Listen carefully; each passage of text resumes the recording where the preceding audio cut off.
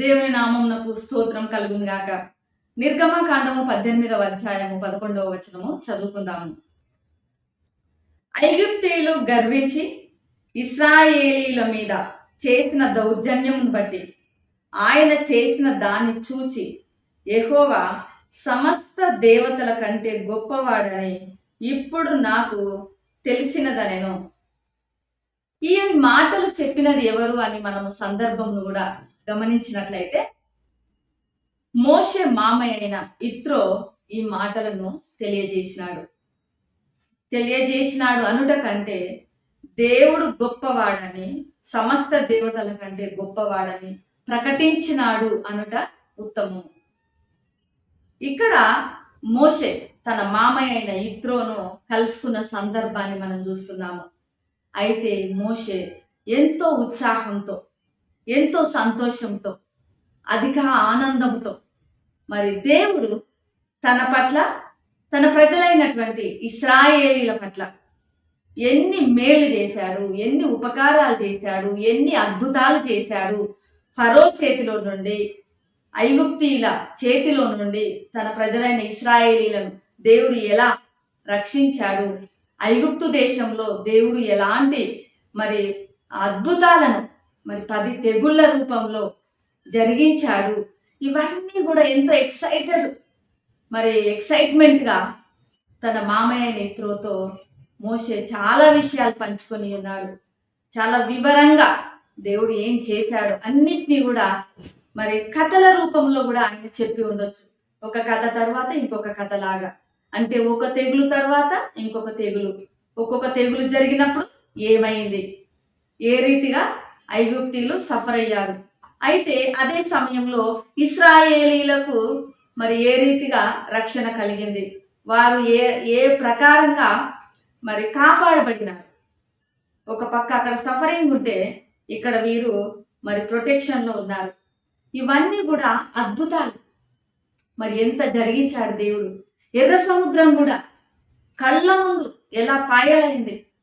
ఆ ఎర్ర సముద్రం మధ్యలో ఆరిన నేల పైన మరి ఇశ్రాయేలీలు ఎలా నడిచారు. వారిని తరిమినటువంటి ఫరో అయిన రథాధిపతులు మరి ఆయన సైన్యము ఎలా నడి సముద్రంలో మునిగిపోయినారు. ఇవన్నీ కూడా మరి ఎంతో ఆతృతంగా, ఆసక్తితో, ఎంతో ఉత్సాహంతో తన మామయ్య అయినటువంటి ఇత్రోతో మోషే పంచుకున్నాడు. ఇత్రో కూడా ఎంతో ఆసక్తిగా విన్నాడు, ఎంతో మరి ఆనందంతో, సంతోషంతో విన్నాడు. అవన్నీ కూడా చాలా మరి ఆశ్చర్యంగా విన్నాడు. ఇంత జరిగిందా, ఇన్ని జరిగినాయా, దేవుడు ఇంత జరిగించాడా అని మొదట ఇత్రో చాలా సంతోషించాడు. ఫరో చేతి నుండి, ఐగుప్తుల చేతి నుండి ఇశ్రాయేలును విడిపించినటువంటి విషయాలను విని మొదట సంతోషించాడు. తరువాత దేవుడు చేసినటువంటి ఆ విడుదల, విమోచన కార్యాన్ని బట్టి ఆయన దేవుణ్ణి స్తుతించాడు. తరువాత ఈయన చేసింది ప్రకటించాడు. సమస్త దేవతలందరికంటే యెహోవా దేవుడు గొప్ప దేవుడు అని ఇప్పుడు నాకు తెలుసు. ఇప్పుడు నేను అర్థం చేసుకున్నాను, అనుభవపూర్వకంగా నేను ఇప్పుడు వింటున్నాను. నీ దగ్గర ఇన్ని విషయాలు నేను తెలుసుకున్నాను, విన్నాను, నేను గ్రహించాను. నాకు ఒక అవగాహన వచ్చింది మీ దేవుడు అంటే. అందుకే నేను యెహోవా దేవుణ్ణి నేను స్తుతిస్తున్నాను. ఆయనే సమస్త దేవతల కంటే గొప్ప దేవుడని నేను ప్రకటిస్తున్నానని మరి ఇక్కడ తన యొక్క ప్రోక్లమేషన్ ఆయన చేశాడు. మన జీవితాలలో కూడా మరి మనం దేవుడు చేసినటువంటి మేలన్నిటిని కూడా మరి ప్రకటించే వారంగా ఉన్నాము. దేవుడు మన జీవితాలలో ఒకప్పుడు పాప బంధకాల్లో మరి మనము పడిపోయిన వారంగా ఉన్నాము. ఫరో చేతిలో వారు నలిగిపోయినట్లుగా, ఫరో దౌర్జన్యానికి వారు గురైనట్లుగా మనము కూడా అపవాది చేతిలో మరి మనము బంధకాలలో ఉన్నాము, దౌర్జన్యానికి గురైనాము. మనం చీకటి బ్రతుకులు జీవించాము, పాపమనే చీకట్లో జీవించాము. అయితే దేవుడు అద్భుత రీతిగా తన ప్రియ కుమారుడైన యేసుక్రీస్తుల వారిని మనకు విమోచకునిగా ఈ లోకానికి పంపించి ఆయన చేసినటువంటి ఆ శిలువ త్యాగము ద్వారా మనకు పాప విమోచన అనేది లభించింది. మనము కూడా యేసయ్య చేసినటువంటి ఆ గొప్ప రక్షణ కార్యాన్ని బట్టి మనము సంతోషించాలి. తర్వాత ఆ రక్షణ కార్యాన్ని బట్టి ఆయనను స్తుతించాలి.